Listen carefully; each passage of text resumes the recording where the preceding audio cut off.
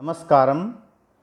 BA part तृतीय की संस्कृत विषय की ऑनलाइन कक्षा में आपका स्वागत है।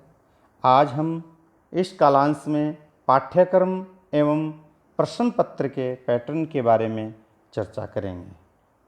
अपने इस प्रश्न पत्र में कुल 5 इकाई है, जिसमें प्रथम इकाई में तर्क संग्रह है, द्वितीय इकाई में भारतीय दर्शन के सिद्धांत, तृतीय में नीति शतकम, चतुर्थ में श्रीमद् भगवत गीता एवं पंचम इकाई में लघु सिद्धांत कौमुदी के का तिगंत प्रकरण अपने पाठ्यक्रम में है।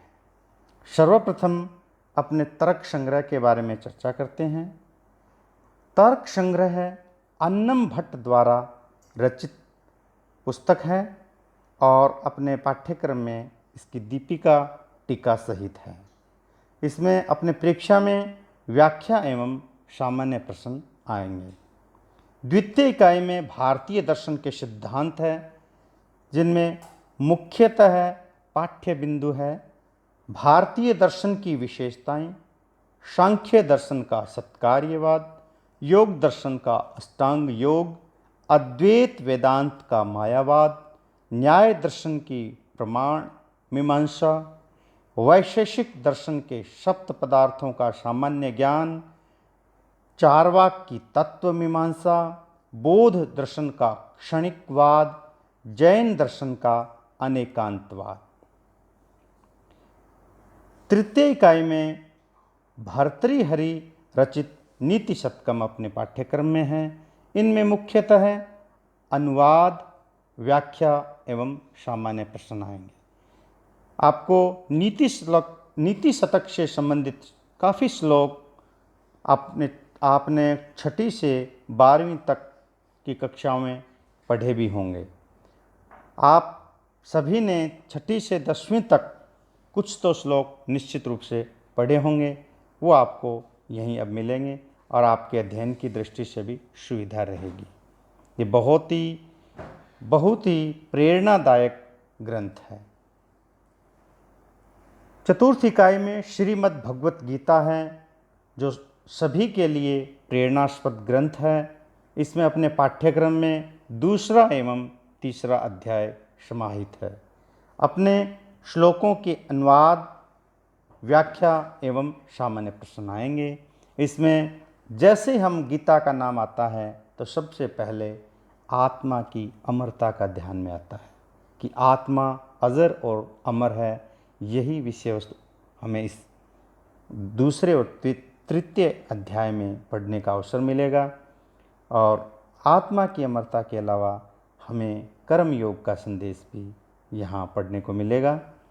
अंतिम इकाई अपने व्याकरण से संबंधित है, जिसे तिगंत प्रकरण कहा जाता है। लघु सिद्धांत कौमुदी का तिगंत प्रकरण अपने इस पाठ्यक्रम में है, जो मुख्यतः तिगंत से मतलब धातुओं से संबंधित है और इसमें 2 पार्ट है। प्रथम पार्ट में अपने भू एवं ईद धातु है एवं द्वितीय भाग में अद, हु, दिव, शुय, तुद, रुध, तनु, डुक्रिय एवं चुर धातुएं हैं। ये सभी 10 लकारों में अपने पाठ्यक्रम में नहीं है। हमें केवल लट, लोट, लिट, लंग एवं विधिलिंग लकारों की रूप सिद्धियां याद करनी है, इनका अध्ययन करना है। प्रथम वर्ष में केवल हमें इनके रूप याद करने थे। इस बार हमें रूप सिद्धियां है हमारे सिलेबस में कि ये शब्द कैसे बने। हमें इन लट, लोट, लिट, लंग एवं विधिलिंग लकारों की रूप सिद्धियां याद करनी है, किंतु भू धातु की जो रूप सिद्धि हमारे पाठ्यक्रम में है वो 10 लकारों में है। इसलिए हमें इन धातु रूपों के अलावा भू धातु की जो भी रूप सिद्धियां हैं हमें 10 लकारों में याद करनी होगी। अब अपने प्रश्न पत्र पे आते हैं। तो द्वितीय प्रश्न पत्र भी 100 अंकों का होगा प्रथम प्रश्न पत्र की तरह ही इसका भी पैटर्न है, कोई परिवर्तन नहीं है। इसमें भी कुल 3 खंड होंगे, ए, ब और स। ए खंड में बिल्कुल लघु उत्तरात्मक प्रश्न आएंगे और प्रत्येक इकाई से कम 2 प्रश्न आएंगे। और इस खंड के कुल प्रश्नों में से 5 प्रश्नों के उत्तर हमें संस्कृत में देने होंगे और इनका भारांक 10 अंकों का होगा। हमें कुल 100 में से केवल 10 अंकों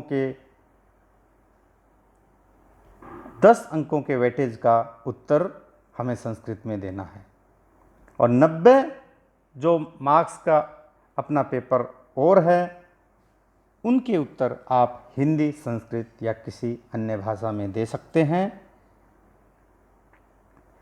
खंड ब में प्रत्येक इकाई में से एक प्रश्न आएगा और खंड स में अधिकतम 1 प्रश्न आएगा एक इकाई से। खंड ब में कम से कम 1 प्रश्न आएगा।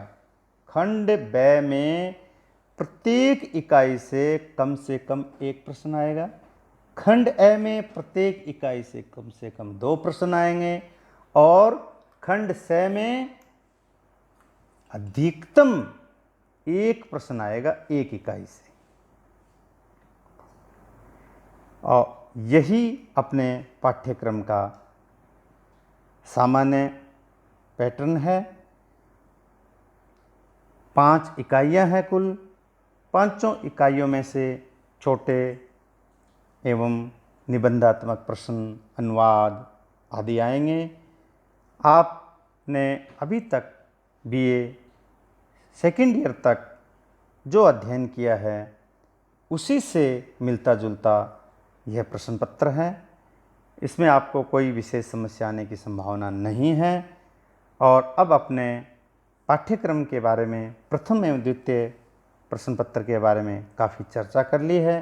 अब हम अपनी विषय वस्तु को एक एक करके क्रमशः अध्ययन करेंगे और विशेष रूप से हम जिसका भारांक ज़्यादा है उन पर विशेष ध्यान दें।